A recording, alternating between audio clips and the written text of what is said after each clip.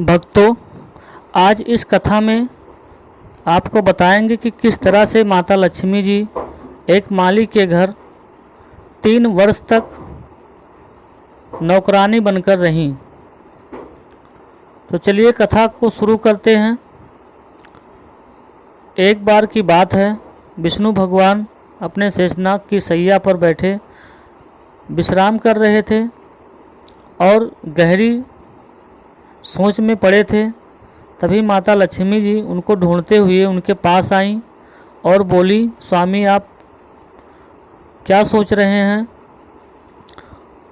तो विष्णु भगवान ने कहा कि हम भक्तों का हालचाल जानने के लिए पृथ्वी लोक जाना चाह रहे हैं। इस पर माता लक्ष्मी जी ने कहा कि अगर आपकी इच्छा हो तो हम भी आपके साथ में पृथ्वी लोक का भ्रमण कराएं।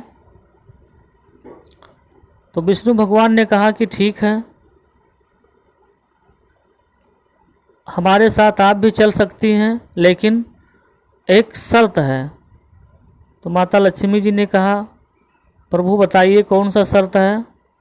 तो विष्णु भगवान ने कहा कि आप पृथ्वी लोक पर चलो तो, लेकिन उत्तर दिशा की ओर आपको नहीं देखना है, इस बात का ध्यान रखना है। तो माता लक्ष्मी जी ने कहा, ठीक है प्रभु, मैं शर्त सहर्ष मंजूर करती हूँ।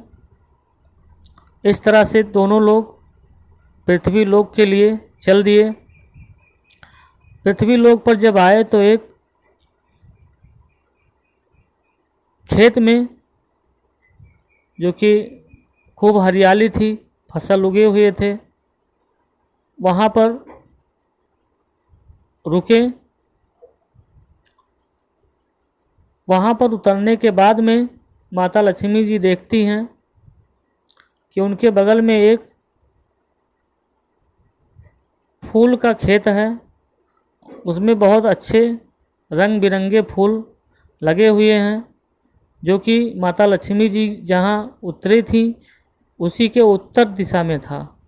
लेकिन माता लक्ष्मी जी को अपने द्वारा दिए गए वचन विष्णु भगवान को याद नहीं रहा और वो उत्तर दिशा में देखने लगी उन फूलों को। उन फूलों से सुगंध आ रही थी जो उनके मन को लुभा रही थी, और वो अपना वचन भूल गई और उस माली के खेत में, जो कि उत्तर दिशा में था, वो चली गई और वहाँ से एक फूल को तोड़कर ले लाई। तो प्रभु ने देखा तो प्रभु ने कहा कि मैंने आपको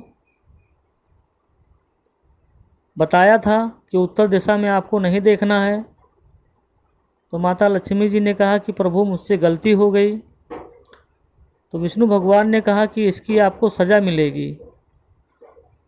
सज़ा के रूप में 3 साल तक आपको माली के घर में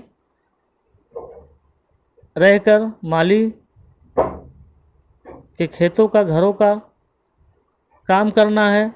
और 3 साल जब पूरा हो जाएगा तब मैं वैकुंठ धाम आपको ले जाऊंगा। तो माता लक्ष्मी जी ने कहा कि ठीक है प्रभु। इस तरह से माता लक्ष्मी जी 3 साल माली के घर में रहीं। तो अपना रूप एक छोटी सी लड़की के रूप में बदलकर उस माली के घर में गईं। द्वार पर माली से कहा कि मैं कई दिनों से भूखी हूँ और खाना नहीं खाई हूँ, अगर आपके यहाँ आश्रय मिल जाए तो अच्छा रहेगा। तो माली ने देखा कि छोटी सी लड़की है। वो माली बहुत ही दयावान था। उसने कहा कि बिटिया, मेरे पास 3 लड़की और हैं, मैं ज़्यादा कमा नहीं पाता हूँ, किसी तरह से रूखा सूखा खाकर और अपने बच्चों को खिलाकर अपना जीवन गुजर बसर करता हूँ। लेकिन चलो, मेरे पास जिस तरह 3 बेटियाँ थीं, अब 4 बेटियाँ हैं। इस तरह से माली के घर में लक्ष्मी जी रहने लगती हैं, पूरा घर का काम करती हैं और पूरे खेतों का काम करती हैं। माली के घर में लक्ष्मी जी के आ जाने से उस माली की धीरे धीरे धन उसके पास बहुत हो गया और वो एक बहुत बड़ा आदमी हो गया।